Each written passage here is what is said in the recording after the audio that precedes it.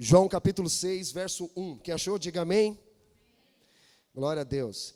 Diz assim: depois dessas coisas, Jesus atravessou o mar da Galileia, que é o de Tiberíades, e grande multidão seguia, porque tinham visto os sinais miraculosos que ele operava na cura dos enfermos. Então Jesus subiu ao monte e assentou-se ali com seus discípulos. A Páscoa, a festa dos judeus, estava próxima.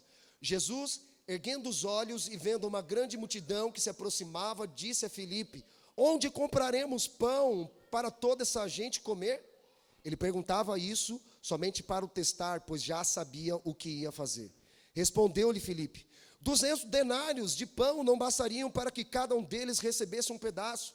Outro dos seus discípulos, André, irmão de Simão Pedro, disse: está aqui um rapaz que tem 5 pães de cevada pequenos e 2 peixinhos, mas o que é isso para tantas pessoas?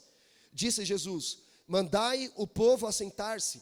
Havia muita grama naquele local e assentaram-se os homens em número de quase 5.000. Então Jesus tomou os pães, deu graças e repartiu com os que estavam assentados e fez o mesmo com os peixes. Verso 12: quando estavam saciados, ele disse aos discípulos: recolhei os pedaços que sobraram para que nada se perca. Recolheram-no e encheram 12 cestos de pedaços dos 5 pães de cevada que sobraram aos que haviam comido. Vendo os homens o milagre que Jesus fizera, disseram: este é verdadeiramente o profeta que devia vir ao mundo. Jesus, sabendo que viriam a fim de proclamar o rei, tornou a retirar-se sozinho para o monte. Amém? Glória a Deus. Coloca a mão no teu coração, fecha os teus olhos. Vamos orar, pedir ao Espírito Santo neste momento, falar com o nosso coração e trazer as verdades em nosso coração para que não haja nenhuma distração. Senhor Deus e nosso Pai, em nome de Jesus, mais uma vez, nós te damos toda a honra, te damos toda a glória, te agradecemos, Deus, por esta noite, te agradecemos pelo tempo de louvor que nós tivemos, e nós daremos continuidade a essa adoração, dando toda a nossa atenção à tua palavra neste momento. Em nome de Jesus, que toda distração, toda preocupação, Senhor Deus, não impeça nós de recebermos as sementes que serão lançadas sobre o nosso coração. Que o nosso coração não seja aquela semente que foi lançada no meio do caminho, que o nosso coração não seja um terreno cheio de pedras, muito menos cheio de espinhos, mas que cada coração aqui seja como a terra fértil, para receber a tua semente, para produzir frutos a 30, a 60 e a 100%, Jesus. Nós oramos por 100% de frutificação da semente que será lançada. E oramos também pela água do teu Espírito Santo, que vai encharcar essas sementes nesta terra, em nome de Jesus. Que o nosso coração, Senhor, absorva tudo aquilo que será compartilhado nesta noite. Assim eu oro e te agradeço, no nome de Jesus. Amém, e amém, e amém. Glória a Deus. Aleluia. Nós estamos nessa série, esse aqui é o 4º milagre que Jesus operou dentro dos 7 milagres registrados por João em seu livro. E esse milagre, diferente do milagre que nós vimos anteriormente, que foi do tanque de Betesda, quem lembra da ministração do tanque de Betesda, diferente daquele milagre, esse milagre aqui da multiplicação dos pães consta em todos os evangelhos. E esse milagre cumpre o simbolismo relacionado à provisão do maná que Deus derramou sobre o povo de Israel. Lembram que eles estavam reclamando que não tinha água, não tinha comida. Aí Moisés vai lá, intercede, Deus responde à intercessão de Moisés, dando a eles o alimento para eles comerem. Quem lembra disso? O maná que caiu do céu, o pão que caiu do céu, alimentou o povo naquele deserto. Nós vemos um ponto interessante aqui também, que Felipe, ele teve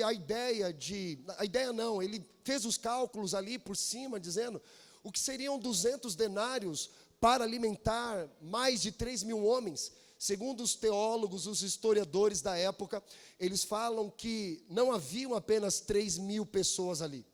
Havia em torno de 20.000 pessoas. Porque as mulheres e as crianças não eram contadas no censo, somente os homens. Então, todos eles trazem essa informação de que havia pelo menos 20 mil pessoas. Então, 200 denários constituem praticamente 200 dias de trabalho. Porque um denário, repete comigo, um denário é equivalente um dia de trabalho. Imagine você trabalhando 200 dias para alimentar mais de 20 mil pessoas. É muito trabalho. Imagina, o salário mínimo hoje no Brasil é em torno de R$ 1.320.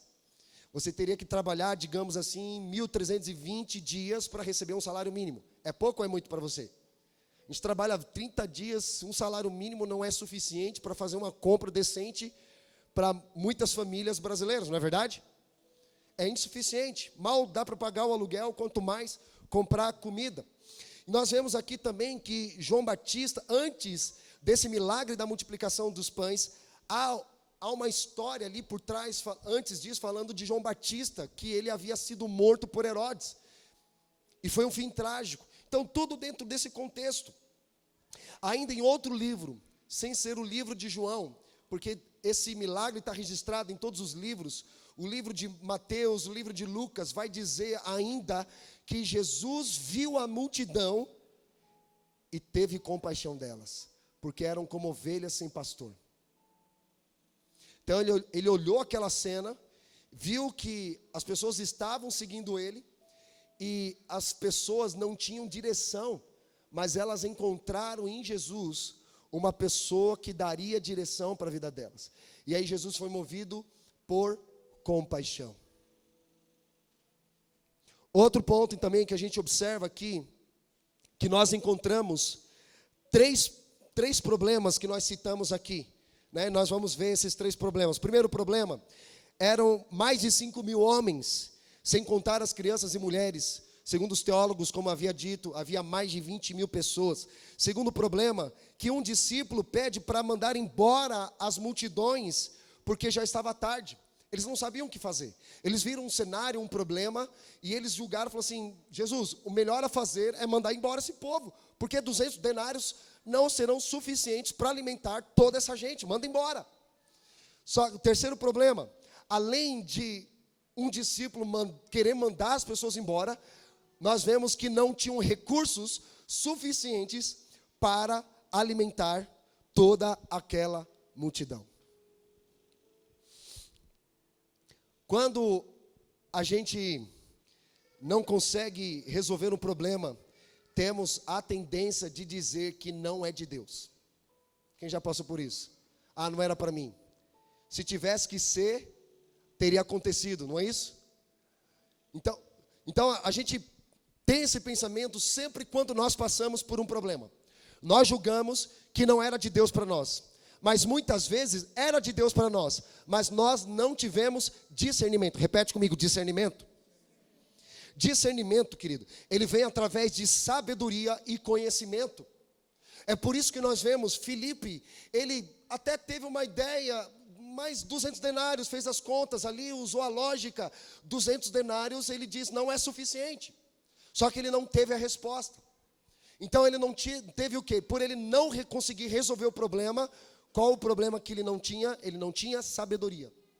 Assim somos nós, quando nós nos deparamos com problemas, nós não sabemos o que fazer. E sabe qual é o problema também dentro desse problema? Que nós nos consideramos muitas vezes autossuficientes. Não buscamos ajuda, não buscamos alguém que tem um conhecimento, alguém que tem maturidade, alguém que tem sabedoria para nos auxiliar a resolver aquele problema que nós estamos enfrentando.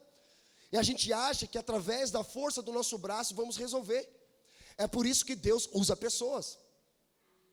Nós precisamos tirar e pedir ao Espírito Santo tirar a autossuficiência do nosso coração, porque a autossuficiência nos leva à soberba, nos leva ao orgulho de achar que nós somos capazes de resolver os problemas. Sabe, a Bíblia diz que o Espírito Santo, ele é o nosso conselheiro. Quantos aqui creem nisso?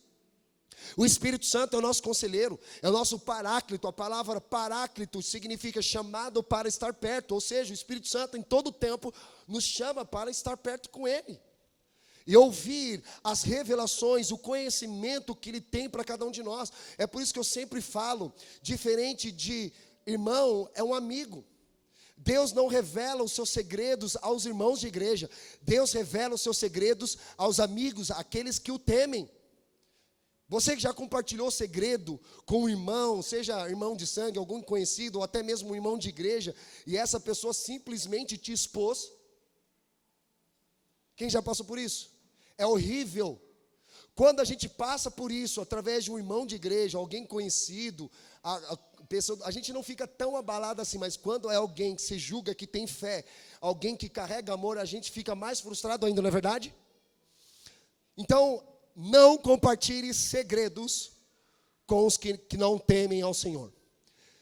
Lá em Salmos vai dizer que Deus revela os seus segredos àqueles que o temem. Quantos aqui estão entendendo isso? Mas vamos continuar aqui. E a gente vê que nós precisamos de sabedoria. Coloca a mão no teu coração. Eu quero orar por você, Jesus. Eu quero orar mais uma vez, Deus, e pedir sabedoria para cada um de nós, para que tenhamos discernimento, sensibilidade naquilo que nós estamos enfrentando, naquilo que nós estamos passando. A tua palavra diz para nós pedirmos sabedoria, e nós pedimos agora em nome de Jesus, sabedoria e conhecimento. Sabedoria do alto não é uma sabedoria humana, mas é uma sabedoria do alto, que ela é pura, pacífica e moderada. Nós declaramos sobre as nossas vidas em nome de Jesus, sabedoria e conhecimento. Amém, amém. Sabe qual é a diferença de sabedoria e conhecimento? Quantos aqui concordam que tomate é uma fruta? Tomate é uma fruta. Isso é o conhecimento. Conhecimento, você é munido de um conhecimento. Então nós conhecemos que tomate é uma fruta. Agora, a sabedoria, diferente do conhecimento, é você não colocar o tomate na salada de fruta. Quantos aqui estão entendendo isso? A sabedoria é o conhecimento aplicado. É por isso que nós precisamos do conhecimento do Senhor. Paulo vai dizer: eu considero todas as coisas como esterco para ter que ganhar o conhecimento de Cristo e ser achado nele. Não é um conhecimento humano, não é uma habilidade humana que você adquiriu lendo um livro, fazendo uma faculdade, mas é o conhecimento do Santo, conhecimento de Deus. Isso nos dá discernimento. Era o que Filipe não tinha. Ele não teve discernimento diante de um problema porque ele não teve sensibilidade, ele não tinha sabedoria para lidar com aquela situação. Mas nós vamos aqui aprender alguns princípios, 6 princípios, como nós podemos aprender através desse milagre de Jesus, da multiplicação dos pães. Quantos aqui estão querendo aprender esses ensinos? Glória a Deus. Primeiro ensino que nós aprendemos aqui no versículo 1 e o 2, siga pelo que ele é, e não pelos milagres que ele faz. Desde da primeira ministração que falamos sobre os milagres, irmãos, é para apontar para Cristo. Não é para nós ficarmos olhando para os milagres, sempre esperando o milagre, ou cantando a música do Regis Danese, faz o milagre em mim, Senhor. Quando na verdade Deus quer fazer um milagre através de você. Deus deseja que nós nos posicionemos no lugar onde Ele usa a nossa vida para operar milagres na vida dos outros. Porque senão vamos ficar numa posição de mendicância, uma posição de consumista. Vamos toda hora vir para o culto para ouvir uma palavra, ter uma experiência de culto e saímos cheios de conhecimento, mas não compartilhamos aquilo que nós devemos carregar a partir da nossa casa. Nós devemos nos alimentar da palavra em casa para compartilhar com aqueles que estão se chegando aqui. Versículo 1 vai dizer: depois dessas coisas, Jesus atravessou o mar da Galileia, que é o de Tiberíades, e grande multidão seguia. Por que a multidão seguia Jesus? Será que era pelo coração dele? Ou será, como diz o texto, obviamente, eles estavam seguindo Jesus pelos milagres? Tem um irmão querido que não está mais no nosso meio, Gregório McNutt, ele fala que o bezerro de ouro da nossa geração é a bênção, vitória e prosperidade. Vamos lá, irmãos, Deus tem bênção para você, sim ou não? Deus tem vitória para você, sim ou não? Deus tem prosperidade para você, sim ou não? Mas não deve ser esse o coração dos discípulos, aqueles que amam ao Senhor, de buscá-lo pelo que Ele faz, mas pelo que Ele é na nossa vida. Ele é na nossa vida. Então a multidão não segue por propósito, mas sim por necessidade. Versículo 2: grande multidão seguia porque tinham visto os sinais miraculosos que ele operava na cura dos enfermos. Nós cremos em milagres, amém? Nós cremos que Jesus pode usar pessoas para curar, para libertar, para transformar, mas os milagres, eles devem apontar para a divindade de Cristo. Eles apontam para Cristo. A multidão não segue por obediência, mas a multidão segue por interesse. Quantos relacionamentos você já teve por interesse? Aqueles relacionamentos que são casuais, sabe? Amaziado. Quem já ouviu falar essa palavra, amaziado? O casal está amaziado, não é isso? O amaziado, o que é? É um relacionamento sem compromisso. Ela está ali apenas por interesse, ela não tem vínculo. Ela está ali apenas para obter aquilo que você tem. A partir do momento que ela tem aquilo que você tem, ela te descarta. Assim acontece em muitos relacionamentos entre homem e mulher. Relacionamentos por interesse. A multidão não segue por obediência, mas a multidão segue por interesse. Segundo princípio que nós aprendemos, não trabalhe pelo pão que perece, mas se alimente pelo pão que te dá a vida eterna. Repete comigo, não trabalhe. Vamos lá, gente. Vocês estão aqui, peraí. Vocês estão aqui? Glória a Deus. Então repete comigo, 3, 2, 1. Não trabalhe pelo pão que perece, mas se alimente do pão que dá vida eterna. Olha só, irmãos, as pessoas estavam atrás do pão que perece, mas, presta atenção, Jesus, ele é o próprio pão da vida. Lembra do milagre do tanque de Betesda? Porque Jesus curou apenas uma pessoa, quando ele poderia ter curado todos aqueles doentes, porque Jesus queria que aquela pessoa testemunhasse a transformação de vida que é gerada a partir do encontro com Jesus. Era Jesus falando, pega a tua maca, levanta e anda como um testemunho. Usar a sua dor, usar o seu sofrimento, usar a sua história como um testemunho que Jesus pegou as suas feridas e transformou elas em cicatrizes. Esse lugar. Porque feridas sangra e machuca, não é verdade? Lembra quando você faz aquela ferida, fica aquela casquinha, aí de repente você bate em um lugar e aquela casquinha rasga, e aí volta a doer de novo, significa o quê? Que não foi curado. Como nós sabemos que uma pessoa foi curada? Quando ela testemunha um período de dor e sofrimento que ela teve e ela não se sente mais abalada por isso.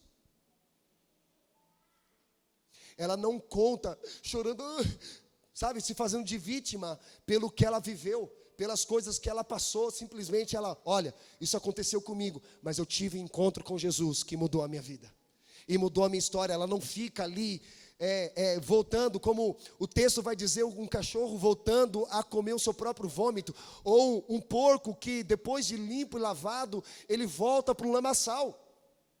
Ele não deseja voltar a viver a vida que ele vivia antes. Pelo contrário, ele deseja viver a vida que Jesus conquistou por ele na cruz do Calvário. Quantos aqui estão entendendo isso? Então as pessoas estavam atrás do pão que perece, mas ali na frente delas estava o próprio pão da vida. Jesus diz, eu sou o pão da vida. Quem comer deste pão terá a vida eterna. Lembra quando Jesus falou isso? Os discípulos, as pessoas que estavam ao redor ficaram escandalizadas, dizendo, como assim? Comer da carne dele e beber do sangue dele, esse homem está ficando louco. E aí as pessoas começaram a abandonar o ministério de Jesus. Quem lembra disso? E aí Jesus volta e olha para os discípulos e pergunta, e vocês não vão junto com eles? E Pedro responde, Senhor, para onde nós iremos, se só o Senhor tem as palavras de vida eterna? Tu és o pão da vida. Tu és o pão da vida. Princípio 3. Comece com o que você tem. Repete comigo. Comece. Vamos de novo. Comece com o que você tem. Olha o que nós vemos aqui. Volta lá comigo no texto. No versículo 6. Ele perguntava, presta atenção, versículo 5. Jesus, erguendo os olhos e vendo uma grande multidão que se aproximava, disse a Filipe, onde compraremos pão para toda esta gente comer? Presta atenção no versículo 6. Ele perguntava isso somente para o testar, pois já sabia o que fazer. Jesus sabe o que fazer. Você não sabe. Quem já se deparou com situação fala assim, eu não sei o que fazer. Jesus faz milagre em mim. Está tudo bem você orar, pedir milagre para Deus, não tem problema nenhum. Entenda, quando nós não temos capacidade humana de fazer, é quando o impossível acontece. Lembra de Moisés, que estava lá de frente para o Mar Vermelho, e também atrás dele tinha os soldados do faraó, e aí ele para, e aí ele fica desesperado, dizendo, Deus, e agora? Se nós formos para frente, nós morreremos no Mar Vermelho. Se nós voltarmos para trás, morreremos nas mãos de Faraó. O que Deus fala para Moisés? O que você tem nas mãos, Moisés? Ele falou, tem um cajado. E Deus fala assim para ele, joga o cajado. E ele jogou o cajado. E quando ele jogou o cajado, o mar se abriu. Deus não está perguntando quanto você tem, mas o que você tem na mão. E o que você tem na mão é suficiente para Jesus operar o milagre da multiplicação. Sabe qual é o nosso problema? Que a gente quer começar a fazer com muita coisa, mas com pouco que nós temos, não começamos porque não é suficiente, não dá. A mentalidade de Filipe, não dá. Jesus, eu preciso de mais dinheiro, não dá, o que eu tenho não dá. Presta atenção, claramente a gente precisa colocar a nossa necessidade diante do Senhor, mas Ele nos dá sabedoria. Não é para nós pararmos ali, dizendo, não dá, então não vou fazer. E aí a gente só começa a fazer se nós tivermos muitos recursos. Quando eu tiver, quando eu tiver o recurso, aí eu faço, nunca vai começar. Eu lembro uma vez, compartilhei isso na nossa célula, um rapaz que falou assim, pastor, quando eu tiver muito dinheiro, eu vou comprar uma casa, vou dar de presente, ou até mesmo vou reformar a casa de alguém que precisa. E a pergunta devolvida para ele foi a seguinte, você já experimentou dar uma cesta básica para alguém que está em necessidade? Já experimentou dar um chinelo para alguém? Ele, não, pastor. Então você nunca vai reformar uma casa, muito menos comprar uma casa para alguém. Porque se você não começar com o que você tem na mão, você nunca vai fazer coisas maiores ainda do que essa. Quantos aqui estão entendendo isso? Tem um princípio no Antigo Testamento, não lembro o versículo agora, mas está na Bíblia, que vai dizer o seguinte, valorize os pequenos começos. Mas a gente não valoriza, a gente descredibiliza pequenas coisas. Não valorizamos pequenas coisas. Valorizamos sempre muitas coisas, o extraordinário. Mas na maioria das vezes, Jesus opera um milagre na simplicidade. E nós não percebemos. Por quê? Nós estamos distraídos, não há sensibilidade, não há discernimento, não há sabedoria. E muitas vezes nós nos comportamos como Filipe. Não é o quanto você tem, mas o que você tem na mão é suficiente para Jesus fazer um milagre. O que você tem na mão é suficiente para Ele multiplicar os recursos. E muitas vezes nós olhamos para a escassez dos recursos para cumprir o propósito de Deus, para fazer o que Ele pediu. Jesus não dá, se me pediu para fazer isso, não tenho condições. Você é uma pessoa de sonho. Você sonha? Você tem visão? Você fala, puxa, eu queria fazer isso, queria fazer aquilo outro. E percebe, vários projetos que Deus entregou para você, está lá engavetado. E muitas vezes você parou, sabe onde? Na falta de recursos. Eu não tenho recursos suficientes para isso. É onde o milagre de Deus acontece. É quando nós falamos assim, Deus, eu não tenho humanamente os recursos, mas eu creio que o Senhor vai providenciar os recursos necessários. Mas Ele só pede uma coisa para a gente, entrega o que você tem, o que você tem na mão. Ah, mas Jesus, 5 pães e 2 peixes, 200 denários, não dá. Jesus não perguntou quanto de dinheiro eles tinham, ou quantos peixes, ou quantos pães eles tinham.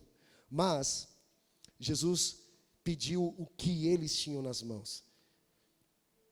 Quarto princípio, se mova pela fé e não pelo natural. Repete comigo, se mova pela fé e não pelo natural. Aqui nós aprendemos para nós nos movermos pelo propósito e não pela necessidade. Jesus vai dizer também, lá no Sermão do Monte, dizendo: olha para os pássaros, que não semeiam nem colhem, porém o Pai as vê e as alimenta. Imagina vocês, homens de pequena fé. O Pai se importa, mas vocês estão se movendo pela necessidade. Olha para os pagãos, eles brigam, eles vivem a vida para ter o que comer, o que vestir. Mas vocês não são assim. Coloque o reino de Deus em primeiro lugar, e toda a sua justiça e as demais coisas vos serão acrescentadas. Ele está dizendo: não se mova pela necessidade, mas se mova pelo propósito.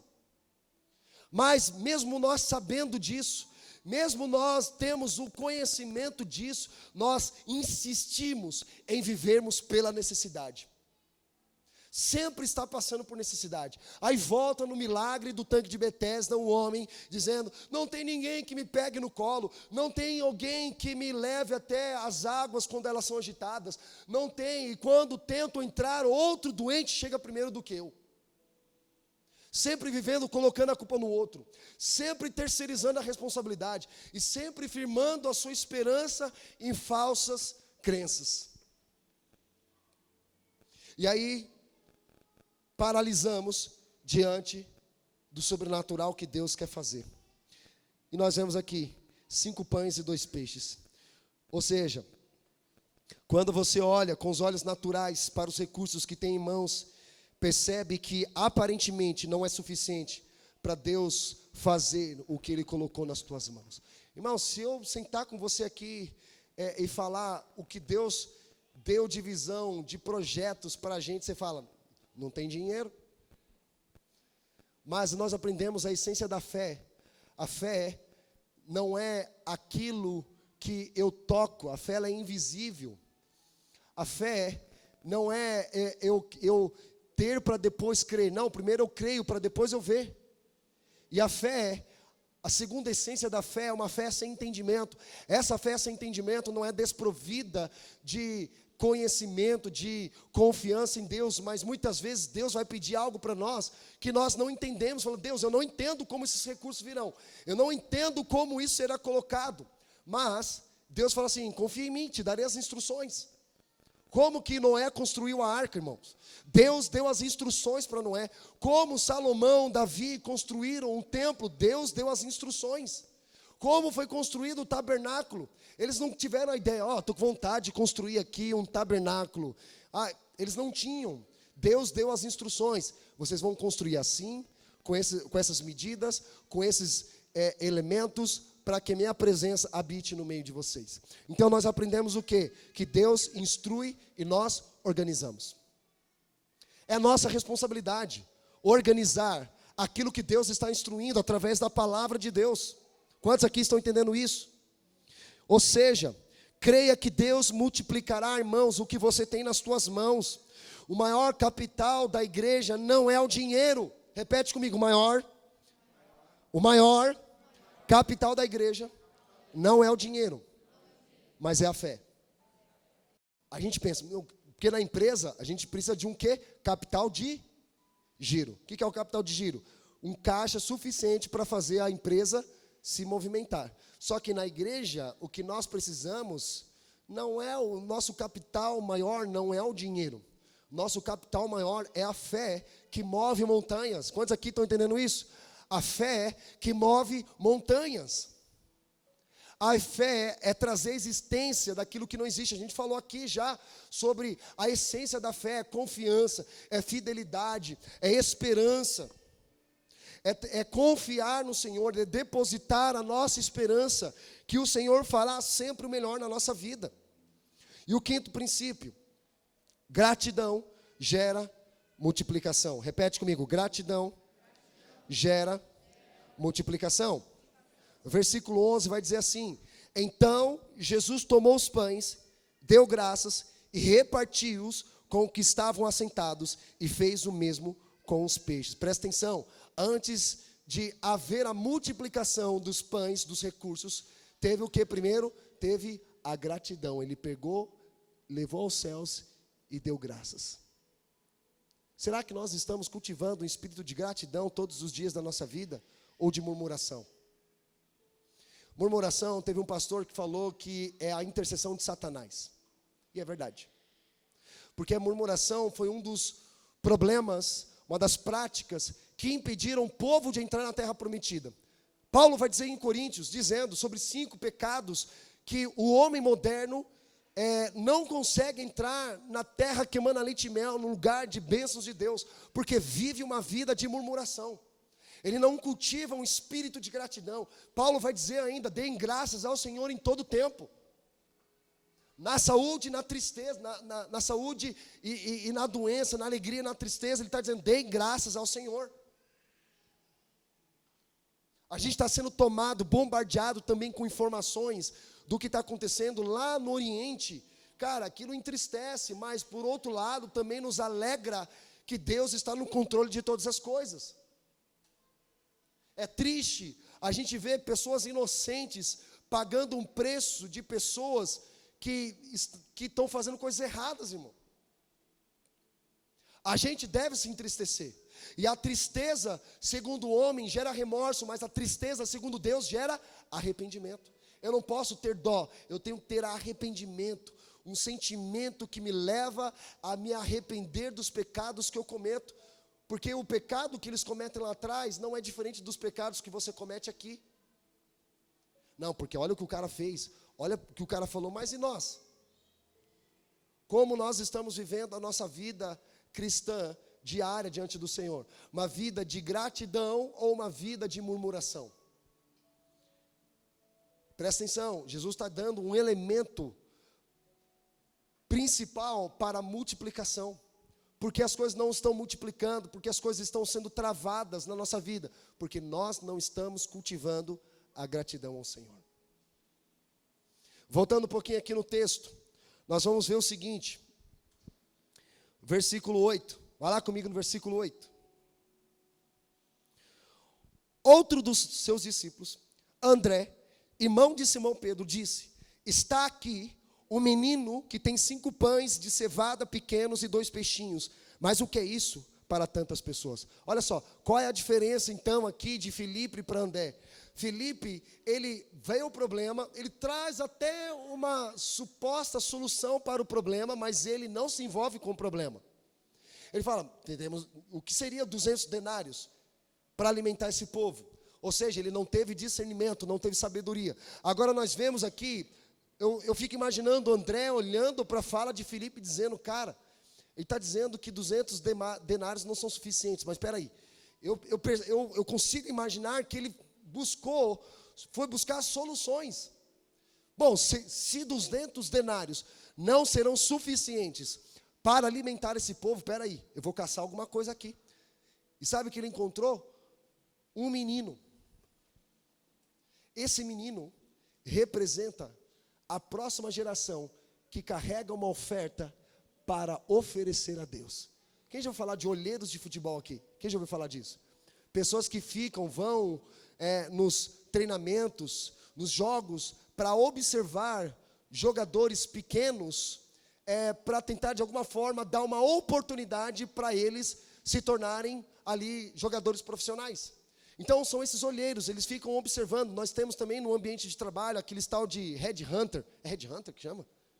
É isso mesmo, né? Eu pensei que ia falar alguma besteira aqui. Headhunter, que é o caçador de talentos. Esses dias atrás a gente estava no shopping e aí chegou uma mulher do nada, né? Oi. E a gente assim passeando com as crianças. Não, é porque eu sou uma caça-talento. E eu olhei para as tuas crianças, olha, elas têm talento, hein? Eu falei, eu sei disso. Elas são bonitas. Falei, puxou a mãe. São bonitas. Não, porque eu quero dar a oportunidade para eles se tornarem, quem sabe, atores, né? Fazer comercial e tudo mais. Quem já passou por isso? Alguma criança já passou por isso? Foi abordado, algum pai, uma mãe foi abordada aí, né? Foi abordado e viu um caça-talento ali, viu algo. Na verdade, ela viu a beleza, né? Viu ali uma estética, mas não viu a habilidade. Mas, voltando aqui para o texto, imagine então André como uma pessoa que estava procurando alguém que carregasse algo para oferecer para Deus. O que nós aprendemos aqui com André, irmãos, é fenomenal. a sensibilidade, o discernimento que ele teve para levantar a próxima geração, entender que a próxima geração tinha algo para oferecer para Deus. Ele procura, Jesus sabia o que fazer, olha para os discípulos, e aí, vocês têm alguma coisa para ofertar, para oferecer? E eles, não temos nada, ao invés deles dizer, Senhor, eu vou procurar. Só que nós vemos André ali tomar uma atitude dizendo, eu posso não ter aqui comigo, mas eu vou procurar quem tem. E ele encontrou um menino que carregava algo para oferecer para Deus. Será que nessa noite temos pessoas aqui que têm essa sensibilidade de olhar para a próxima geração e dizer, essa próxima geração tem uma oferta para oferecer ao Senhor? Será que a nossa geração, os mais velhos, pode capacitar, treinar a próxima geração para que elas tenham alguma coisa para ofertar ao Senhor? Sabe qual é o nosso problema? Tem aquela mesma experiência de Jesus, quando a filha, Jairo, que era um líder da sinagoga, quem lembra disso? Jairo, líder da sinagoga, pede para Jesus ir curar a sua filha, que estava enferma com febre. E aí no meio do caminho, uma mulher que sofria com fluxo de sangue, havia 12 anos sofrendo com fluxo de sangue. Fluxo de sangue, para quem não sabe, é a menstruação contínua da mulher. Imagina, 12 anos sangrando. Imagina a cabeça daquela mulher, a vergonha que ela sentia, a culpa que ela sofria, os olhares que as pessoas tinham com relação a ela. Uma mulher que viveu a vida inteira se escondendo das pessoas por conta da sua enfermidade. Havia gasto todo o seu dinheiro com médicos, com remédios. Ninguém resolveu o problema dela. Mas ela diz, se eu tão somente tocar na orla do manto de Jesus, eu serei curada. E quando ela tocou, Jesus diz, de mim saiu virtudes. E aí os discípulos, sem sensibilidade, sem discernimento, sem sabedoria, dizendo, repreende Jesus, mas todo mundo está te tocando. Olha só a quantidade de pessoas, todo mundo se esbarrando em ti, Jesus. Mas ele diz, não, alguém me tocou de uma forma diferente. E aquela mulher foi instantaneamente curada. Mas sabe qual era o objetivo de Jesus? Curar a filha de Jairo. Mas sabe o que acontece no meio do caminho? Jesus cura uma mulher, digamos, já idosa, mais velha, 12 anos sofrendo, sangrando na vida, ferindo pessoas ao redor, porque é isso que representa. Sangue representa, ferindo pessoas, machucando pessoas, tentando procurar em mandingas gospel, em campanhas de igreja, isso, daquilo, outro, e nada curou a enfermidade daquela mulher. Mas aquela mulher, ela não teve medo de se expor, de ser curada no público. Presta atenção. Jesus não pode não pode levantar a próxima geração sem que antes tenha curado a geração atual no público. Para Jesus levantar a próxima geração, ele precisa curar a geração atual no público. E sabe como Jesus curou a filha de Jairo? Chegou lá na casa, o que ele fez? Mandou todo mundo sair. Lembra disso? Sai todo mundo. Fica só Pedro, Tiago e João, e fica só os pais da criança. Todo mundo saiu. Sabe o que a população fez? Começou a rir da cara de Jesus. Tem um versículo, depois você procura. Começaram a rir de Jesus. Zombar de Jesus. Aí sabe o que Jesus fala? Talita cumi. Levanta e anda. Essa menina foi levantada onde? No secreto. Presta atenção. Para Jesus levantar a próxima geração, ele precisa curar essa geração atual.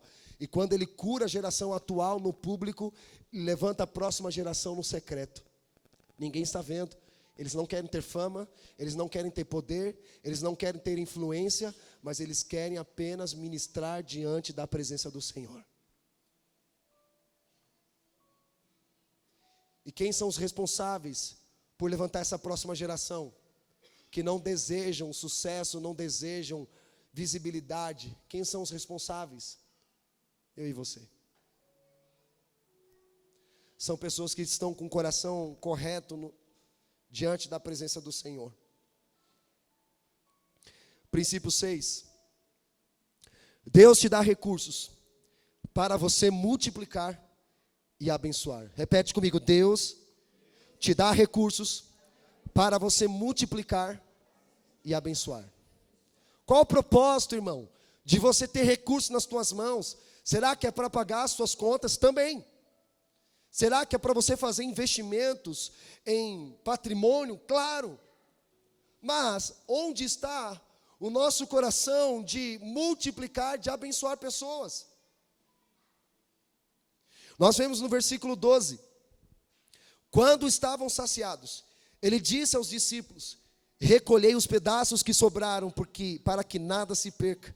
Recolheram-no e encheram 12 cestos. Repete comigo, 12 cestos. 12 cestos de pedaços dos 5 pães de cevada que sobraram ao que havia comido. Deixa eu falar uma coisa. Quando há multiplicação, sempre vai sobrar provisão nas nossas mãos. Quem está entendendo isso? Mas muitas vezes a gente sempre está na escassez. Por quê? Porque nós não estamos entendendo e aplicando o princípio de que quando Deus te dá recursos, não é para você trabalhar para o recurso, mas é o recurso trabalhar para você.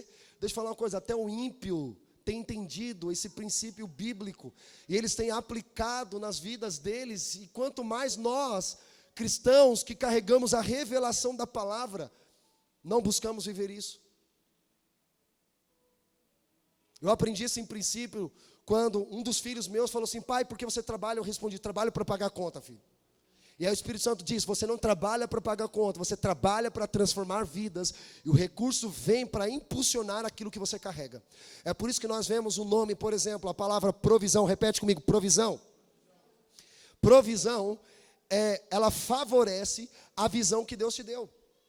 Como um pró-vida, alguém que luta em favor da vida, a provisão, ela sustenta a visão que Deus te deu. Agora, se você não tem uma visão, você não sabe para onde você está indo. Qual é a visão? Qual é o propósito? Qual é a sua identidade? Qual é a sua origem? De onde você veio? Se nós não tivermos as respostas para essas perguntas básicas na nossa jornada, nós não temos uma visão clara de onde Deus quer que a gente chegue. E se nós temos uma visão clara, propriamente dita, o próprio Espírito Santo vai nos impulsionar para cumprir o destino onde nós precisamos chegar. Agora, se nós não soubermos onde nós queremos chegar, qualquer caminho serve. Um tempo atrás eu falei sobre isso, sobre o exemplo do aplicativo do Uber. Quem já usou o Uber aqui? Vamos lá, gente? Obrigado. Todos nós já usamos o Uber. Qual é a primeira coisa? Os da casa que já sabem a resposta, não respondam. Qual é a primeira coisa que nós fazemos quando nós usamos o aplicativo do Uber? Colocar o destino? Não. Essa é a resposta que nós temos. Mas o aplicativo, ele pede para você o quê? A sua localização. Se não tiver a sua localização, você não saberá um destino onde você quer chegar. Ele pede: me dá a tua localização, onde você está. E aí ele calcula a rota ali. Ou seja, se você não souber onde você está, você não saberá onde você vai chegar. Então a posição, a localização, ela é importante, que vai apontar para o teu destino. E Deus que vai sustentar, o mesmo Deus que te salva, é o mesmo Deus que te sustenta, amém, irmãos? É o mesmo Deus que te sustenta. Você foi chamado para abençoar e não reter. Quero declarar sobre a sua vida, feche os teus olhos. Você foi chamado para abençoar e não para reter as bênçãos que Deus tem confiado nas tuas mãos. Você foi chamado para multiplicar. Olha aqui para mim de novo. Você foi chamado não apenas para receber, mas para dar, porque o princípio bíblico diz que melhor é aquele que dá do que aquele que recebe. Quando a gente recebe alguma coisa, a gente fala o quê? Nossa, eu fui abençoado. Não, Senhor. Quem foi abençoado foi a pessoa que abençoou. Porque Paulo vai dizer que Deus multiplica as sementes nas mãos dos semeadores e dá pão na mesa dos famintos. A pergunta é: você quer ser um consumidor de pão ou você quer ser um semeador na vida dos outros? Semente, eu tenho inculcado esse princípio na mente dos meus filhos. Semente não foi criada para ser comida, semente foi criada para ser plantada. Por exemplo, quando você está cortando aquele tomate maravilhoso, que tomate é uma fruta. Você corta aquele tomate. Você sabia que você tem que tirar as sementes do tomate? Porque as sementes, elas fazem mal para o seu corpo. Sabia disso? Existem sementes, cereais, obviamente, que nós comemos, mas sementes de frutas não se come. Sementes de frutas e legumes devem ser plantadas. Quem está entendendo isso? Aí a gente vai lá, pega o tomatão, joga um sal e come com a semente tudo e vai até com folha, não lava ainda o tomate, come tudo. Mas semente, repete comigo, semente não deve ser comida. Semente deve ser plantada. Amém? Porque quando nós plantamos a semente, o que acontece? A multiplicação. Sabe, minha mãe mora na roça do Paraná. Na frente da casa dela tem uma milharal de uma empresa muito famosa lá de agronegócio no interior do Paraná. E é engraçado que quando eles vão plantar, eles primeiro têm que arar a terra todinha, vem lá com o trator, limpa a terra, aí eles começam a fazer uns buracos no chão e começam a lançar as sementes. Depois eles cobrem, depois eles jogam água. E aí o que acontece? Começa a crescer o milharal. E sabe que num pé de milho tem, se eu não me engano, depois me corrijam se eu estiver errado, mas umas 5, 6 espigas. Já pegou a espiga de milho? A espiga, ela tem várias gominhos ali. Ou seja, cada um gominho daquele milho é uma semente. Nós comemos também, mas também, se nós plantamos, ela vai se multiplicando. Isso é o princípio da multiplicação. Quem está entendendo isso? É dando que se recebe. Não retenha, mas multiplique. O seu trabalho é ofertar, e o trabalho de Deus é multiplicar. Lembra do menino, 5 pães e 2 peixinhos? Senhor, é o que temos. Ele falou, me dá. Eu não estou preocupado com quanto você tem na mão, mas o que você tem na mão, me dá, é o suficiente. 5 pães e 2 peixes. Aí sabe o que ele fala? Imagina a cena. Ele pede para todos sentarem na relva, ou seja, assistam o que eu vou fazer. Eu vou dar graças e vocês vão distribuir. De quem era a responsabilidade de distribuir o pão? De Jesus? De quem era a responsabilidade de alimentar o povo? De Jesus? A responsabilidade de Jesus, que é o que Ele é capaz de fazer, é multiplicar, de abençoar aquilo que nós carregamos, mas a responsabilidade de abençoar, de organizar, de trazer recursos ali, é nossa. Lembra lá de Atos, quando o Espírito Santo veio, encheu aquelas pessoas, e eles repartiram conforme a necessidade de cada um. Quem fez o poder, o milagre da multiplicação? Jesus. Mas quem tinha a responsabilidade de repartir com aquele que tinha necessidade? Dos cristãos. Às vezes a gente quer que Deus faça algo que é nossa responsabilidade. Deus, faz aí, distribui aí, Deus. Deus, faz aquilo. Não, Deus precisa de você, irmão. Ou seja, quando nós aprendemos que nós somos cristãos, nós pertencemos ao corpo de Cristo, significa que nós temos responsabilidade com isso. Nós temos responsabilidades financeiras, temos compromisso de servir, de abençoar, de edificar as pessoas que fazem parte da comunidade. Nós carregamos sementes, amém, irmãos? Não é responsabilidade apenas dos líderes que estão em posição ali de presbitério, de pastoral, não, é responsabilidade de todos nós. Deus instrui e nós organizamos. Olha o que acontece. Eles recolheram e encheram 12 cestos de pedaço dos pães de cevada que sobraram. Sobrou. Não faltou, não teve necessidade, todo mundo foi alimentado. E não só alimentado, eles tiveram recursos para as próximas viagens e próximos encontros que eles tinham. É esse lugar que Deus deseja que eu e você esteja. Lugar onde nós multiplicamos, não apenas aqui, como fala, pães, mas o nosso objetivo é multiplicação de vidas. É por isso que entra o discipulado em jogo. O discipulado vem para multiplicar o DNA de Cristo no outro. O que é o discipulado? É formar o caráter de Cristo no outro. É formar o cristão na vida do outro. E é uma pergunta, irmãos, que deve nos chocar, deve nos confrontar. Quem você está discipulando? Quem você está tornando cada vez mais parecido com Cristo? E é uma pergunta que nos confronta, a mim e a você todos os dias. Será que eu estou discipulando alguém? Será que essa pessoa que eu estou discipulando está se tornando parecida com Jesus ou parecida comigo? Porque Ele deu um ide pregar o evangelho e fazer discípulos. Será que nós estamos? Isso não é para gerar um sentimento de culpa, mas gerar um sentimento de responsabilidade. Amém? Responsabilidade, dizendo: Senhor, eu quero participar daquilo que o Senhor está fazendo. Qual é a tua agenda? Sabe, a gente sempre tem um costume errado de falar assim: Deus, abençoa o que eu estou fazendo. Mas peraí, você já começou a fazer e depois pede para eu te abençoar? Que negócio é esse? Você nem pergunta se eu posso participar, se você não me chamou para participar no começo, então nem me chama. Depois. Nós precisamos primeiro, Jesus, o Senhor colocou esse sentimento no meu coração, essa visão no meu coração, então eu quero orar antes de começar. Se for do Senhor, vai prosperar. Se não for do Senhor, tira do meu coração. Eu não quero pensar, eu não quero falar, eu não quero sentir nada disso, mas eu quero viver aquilo que o Senhor tem para mim. Essa é a forma que eu entendo, e outras pessoas no ministério entendem quando é de Deus e não é de Deus.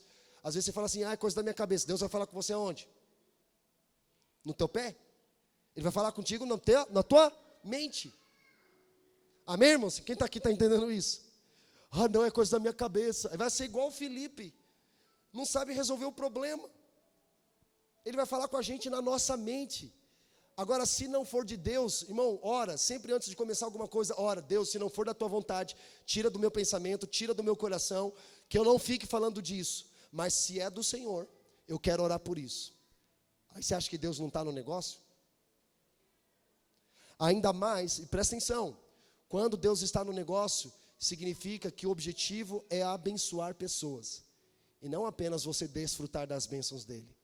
Porque tudo que Deus te dá, toda visão, todo projeto, todo propósito, não pode parar em você. Precisa tocar vidas. Como Paulo diz, eu ouço o Juraci falando constantemente: gastar a minha vida. Paulo gastou a vida dele servindo as pessoas. E nós também devemos gastar a nossa vida servindo, abençoando e multiplicando os recursos que Deus coloca sobre a nossa responsabilidade. Amém, irmãos? Quantos aqui nesta noite querem entrar nesse lugar de multiplicar vidas, recursos, sabe? Não é apenas vidas, a gente falou muito de vidas aqui, mas é multiplicar recursos. Eu falo: Deus, eu quero entrar nesse lugar. Eu quero entender o que o Senhor está fazendo. Eu não quero que o Senhor abençoe o que eu estou fazendo, mas eu quero entrar naquilo que o Senhor já está fazendo neste tempo. Você quer entrar nesse lugar? Encurva a sua cabeça, fecha os teus olhos.